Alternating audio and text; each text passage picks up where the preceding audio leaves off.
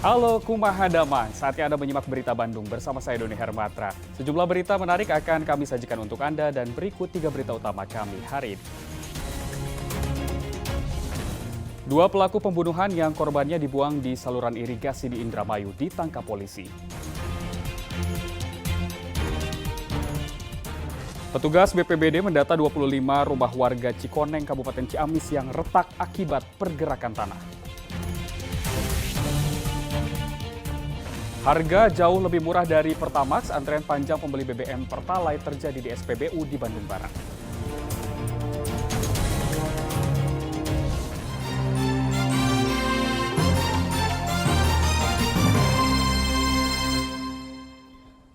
Kita ke informasi pertama, satu unit mobil minibus yang diduga melakukan penyimpangan bahan bakar minyak hangus terbakar. Kebakaran diduga akibat korsleting listrik pada bagian mesin. Api dengan cepat membakar satu unit mobil minibus yang tengah melintas di Jalan Raya Samarang, Kecamatan Samarang, Kabupaten Garut. Minibus yang terbakar ini diduga melakukan penyimpangan BBM karena terdapat modifikasi pada saluran tangki bahan bakarnya. Dugaan sementara kebakaran disebabkan korsleting listrik pada bagian mesin yang menyambar ke tangki BBM yang sudah dimodifikasi. Saat ini polisi tengah menyelidiki penyebab kebakaran dan juga temuan jerigen BBM di dalam kabin mobil. Kalau dilihat tadi ada keran atau apa di bawah tangki itu apa, Nan? Nah, itu kami akan melakukan penyelidikan lebih lanjut, ya, penyelidikan lebih lanjut.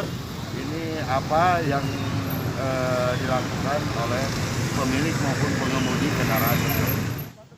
Pemadam kebakaran mengerahkan 2 unit mobil dan berhasil memadamkan api 1 jam kemudian. Tidak ada korban jiwa dalam peristiwa ini, namun sempat terjadi kemacetan di kedua arah saat proses pemadaman. Sementara sang sopir masih berstatus sebagai saksi korban. Eko Setiabudi melaporkan dari Kabupaten Garut. Seorang pria yang hendak ke sawah di Kabupaten Pangandaran tewas tertabrak motor. Sementara di kota Semarang, pesepeda juga tewas akibat tertabrak truk hingga yang diduga mengalami remblong. Kecelakaan yang melibatkan sepeda motor dan pejalan kaki terjadi di Ciganjeng, Kecamatan Padaherang, Kabupaten Pangandaran. Korban yang akan pergi ke sawah tertabrak sepeda motor saat menyeberang jalan hingga tak sadarkan diri. Korban bernama Sandu meninggal dunia dalam perjalanan ke puskesmas. Sementara pengendara motor mengalami luka ringan. Diduga alami remblong, satu unit truk menabrak sepeda motor dan pesepeda di persimpangan Rancabango, Kota Tasikmalaya. Selain itu, truk juga menabrak 3 papan reklame dan akibat kecelakaan ini 1 orang meninggal dunia yaitu pesepeda, sementara 1 korban lainnya yang merupakan pengendara motor terluka. Polisi yang dibantu warga evakuasi jasad korban dan sepeda motor yang berada di kolong truk. Sedangkan sang sopir masih diperiksa oleh polisi. 2 pelaku pembunuhan yang korbannya dibuang di saluran irigasi di Indramayu ditangkap polisi. Kedua pelaku ditangkap di Jawa Tengah dan juga Jawa Timur. Awi dan Sansan, 2 pembunuh sadis yang korbannya dibuang ke saluran irigasi di Indramayu berhasil ditangkap Satreskrim Polres Indramayu. Kedua pelaku ditangkap di 2 lokasi yang berbeda. Sansan yang merupakan eksekutor pembunuhan ditembak pada bagian kaki saat ditangkap di Jawa Tengah karena mencoba melawan. Sementara Awi, seorang residivis kasus pemalsuan dokumen, ditangkap di tempat persembunyiannya di Jawa Timur. Korbannya sendiri merupakan pengemudi taksi daring atau online. Pelaku yang terlilit hutang pinjol dan judi online merampas kendaraan dan harta korban saat korban mengantar kedua pelaku dari wilayah Cikarang. Salah satu tersangka ini membekap dan mencekik leher dari belakang.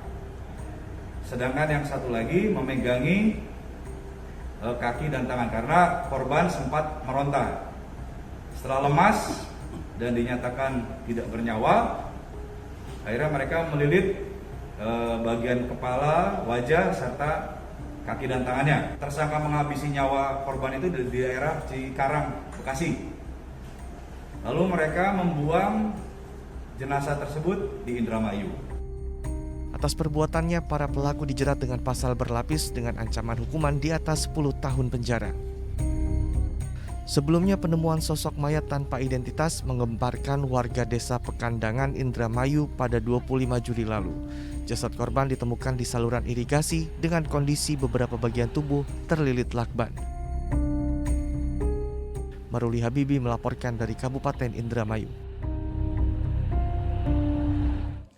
Satreskrim Polresta Cirebon menangkap seorang pemuda asal Banyumas, Jawa Tengah yang membawa kabur dan menyetubuhi gadis di bawah umur. Mulanya tersangka dan korban berkenalan melalui game online. Korban yang masih berumur 14 tahun diajak oleh pelaku menginap di rumahnya di Kecamatan Lumbir, Kabupaten Banyumas selama 8 hari dan dicabuli sebanyak 2 kali. Tak terima dengan ulah tersangka, keluarga korban akhirnya melapor ke polisi. Selain menangkap pelaku, polisi juga menyita sejumlah barang bukti berupa pakaian yang dipakai korban saat kejadian. Akibat perbuatannya, pelaku terancam hukuman 7 tahun penjara. Tersangka menjemput korban ya, di TKP tadi, ya, kemudian korban dibawa ke rumah tersangka di wilayah Desa Lumbir, Banyumas selama 8 hari. Ya, kemudian di situ juga terjadi persetubuhan kepada korban 2 kali. Kemudian orang tuanya tidak terima karena anaknya dibawa lari oleh seorang pelaku, kemudian melaporkan ke pihak kepolisian. Akhirnya kita melakukan upaya penyelidikan, ya, kemudian kita lakukan upaya penangkapan kepada pelaku dan sekarang pelaku sudah ditahan di Polresta Cirebon untuk penyelidikan lebih lanjut. Polisi tangkap 3 orang usai pesta sabu-sabu di salah satu rumah di Purwakarta. Dari ketiga pelaku, 1 diantaranya merupakan anggota DPRD Purwakarta. Yadi Nur Bahrum, salah satu anggota DPRD Purwakarta, ditangkap Satres Narkoba Polres Purwakarta usai pesta sabu-sabu di sebuah rumah di wilayah Ciganea, Kecamatan Jatiluhur, Kabupaten Purwakarta. Yadi Nur Bahrum ditangkap polisi bersama kedua rekannya dan salah satunya merupakan perempuan. Di tempat lokasi kejadian, polisi menyita barang bukti berupa alat hisap sabu atau bong. Saat ditangkap, Yadi Nur Bahrum sempat mengelak jika ia bukan pengguna atau pengedar sabu-sabu. Namun berdasarkan tes urin, ketiganya positif mengonsumsi sabu-sabu. Tim Narkoba Polres Purwakarta mengamankan 3 orang warga di salah satu rumah yang sedang setelah habis menggunakan narkoba. Jadi inisialnya ada 3 orang yang kita amankan, inisial YN, LA, dan WW. Salah seorang pelaku itu berasal dari anggota DPRD Kabupaten Purwakarta berinisial YN. Saat ini polisi masih memeriksa ketiga pelaku secara intensif untuk mengetahui asal-usul sabu. Syamsul Nursa melaporkan dari Kabupaten Purwakarta.